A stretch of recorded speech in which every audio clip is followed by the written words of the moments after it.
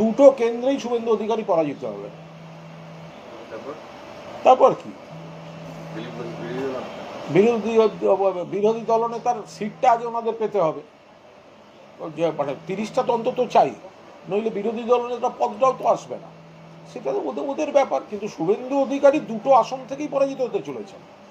আজকে তৃণমূল কংগ্রেস যে মাস্টার স্ট্রোকটা দিয়েছে এবং অভিষেক বন্দ্যোপাধ্যায় যাকে জয়েন করালেন, আরে তিনি তো শুভেন্দুদের হয়ে সামলে রাখতেন, কিন্তু তিনি বুঝেছেন যে এটা না, এভাবে হয় না, এতে ক্ষতি হচ্ছে, নন্দীগ্রামের মানুষের ক্ষতি হচ্ছে, শুধু উগ্র ভাষণ এবং ভেদাভেদের রাজনীতি হচ্ছে, মানুষের উপকার হচ্ছে না। তো তিনি এবার বিধায়ক হয়ে কাজ করবেন।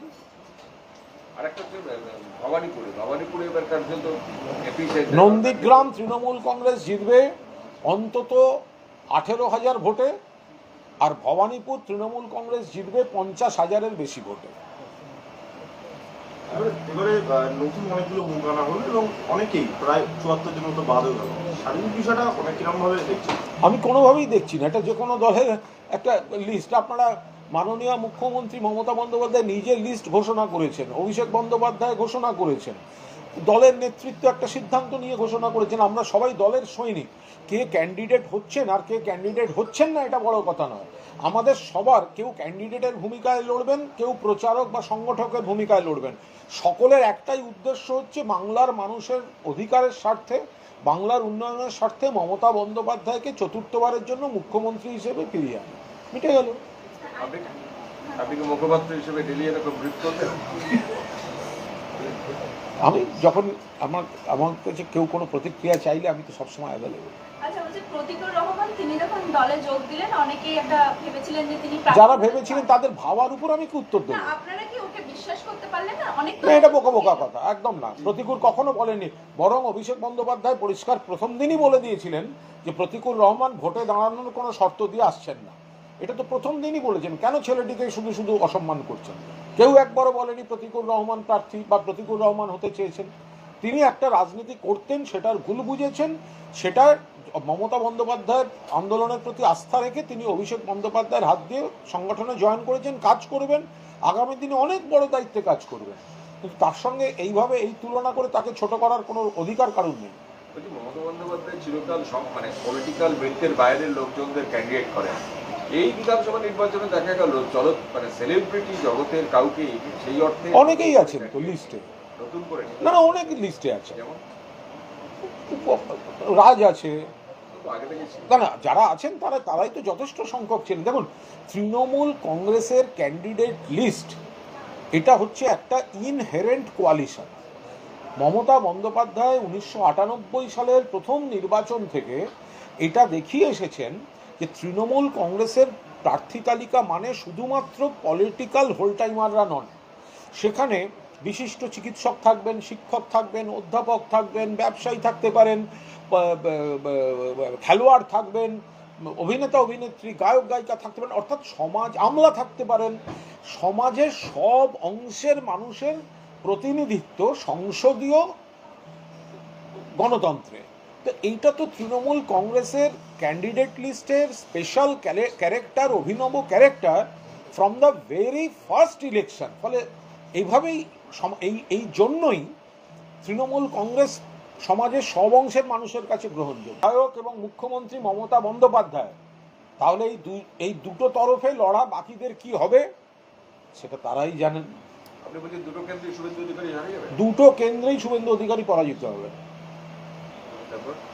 তারপর কি বিরোধী দলনেতার সিটটা আগে ওনাদের পেতে হবে, যে মানে 30টা তো অন্তত চাই, নইলে বিরোধী দলনেতা পদটাও তো আসবে না। সেটা তো ওদের ব্যাপার। কিন্তু শুভেন্দু অধিকারী দুটো আসন থেকেই পরাজিত হতে চলেছেন। আজকে তৃণমূল কংগ্রেস যে মাস্টার স্ট্রোকটা দিয়েছে এবং অভিষেক বন্দ্যোপাধ্যায় যাকে জয়েন করালেন, আরে তিনি তো শুভেন্দুদের হয়ে সামলে রাখতেন, কিন্তু তিনি বুঝেছেন যে এটা না, এভাবে হয় না, এতে ক্ষতি হচ্ছে, নন্দীগ্রামের মানুষের ক্ষতি হচ্ছে, শুধু উগ্র ভাষণ এবং ভেদাভেদের রাজনীতি হচ্ছে, মানুষের উপকার হচ্ছে না। তো তিনি এবার বিধায়ক হয়ে কাজ করবেন। আর একটা হচ্ছে ভবানীপুরে এবার কার্যত নন্দীগ্রাম তৃণমূল কংগ্রেস জিতবে অন্তত 18,000 ভোটে, আর ভবানীপুর তৃণমূল কংগ্রেস জিতবে 50,000-এর বেশি ভোটে।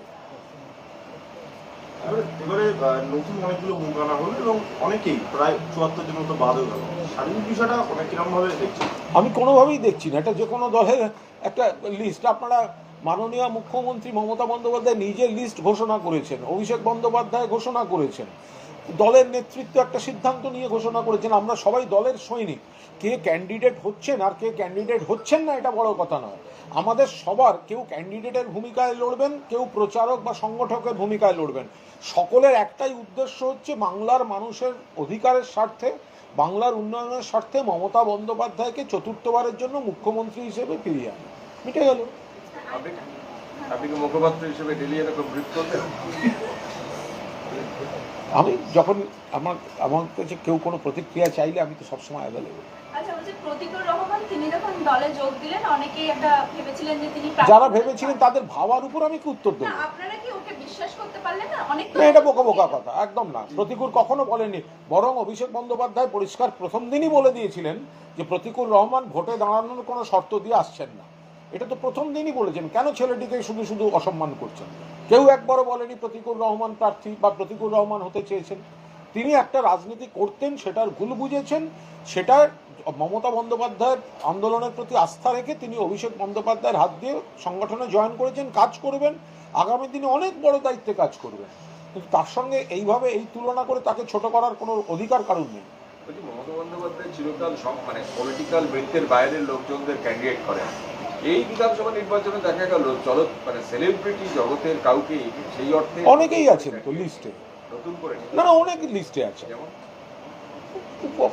রাজ আছে, আগে থেকে না না যারা আছেন তারাই তো যথেষ্ট সংখ্যক ছিলেন। দেখুন, তৃণমূল কংগ্রেসের ক্যান্ডিডেট লিস্ট এটা হচ্ছে একটা ইনহেরেন্ট কোয়ালিশন।